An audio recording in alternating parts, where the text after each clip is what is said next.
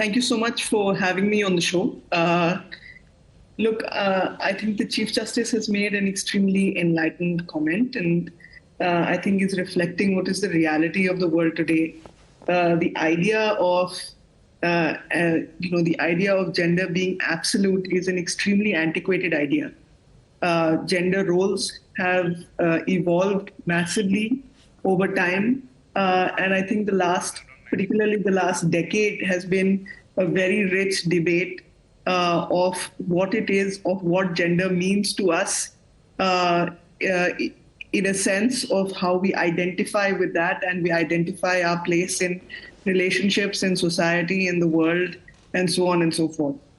I think that this is a discussion that should be laid to rest. I'm surprised that this discussion is happening in the highest court of the world's biggest democracy. Gender is not absolute. I think that this is settled. I don't have very much more to say about it, except to say that surely it's time for the government to catch up. Shashank Shekhar Jha,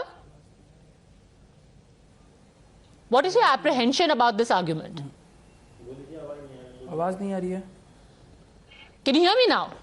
What is your apprehension about the argument that gender is a fluid concept?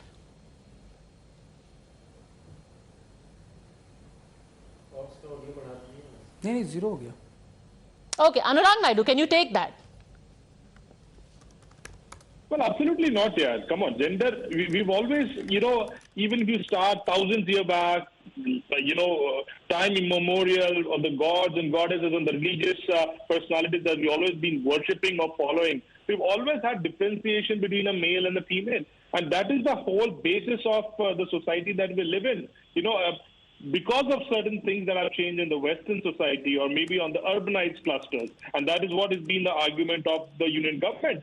And that does not mean that it is a generalized phenomena which has to be deemed to be accepted in normal sense. And we should start celebrating that. Of course, if 10 of the people respect or have a different view, we all respect that. But 90 others may be having a different view. So you have to respect that as well. So like the government has always been putting out for that, a marriage between two biologically opposite sex, it can be considered as a true marriage. But, if you still want to live with your partner, have a same-sex marriage, then by all means you're welcome. But why do you want to push it on the society and corner the government for your own, whatever interest that you have? With all due respect, we can stay in the society wherever you are in your bedrooms, wherever people want to, whatever rights or whatever opinions people want to express, let them be free. It is, of course, I totally support the union government stand that it is an urbanized concept, and all the people who have been going to the court are on the screens, Padmaja. They all represent urban societies,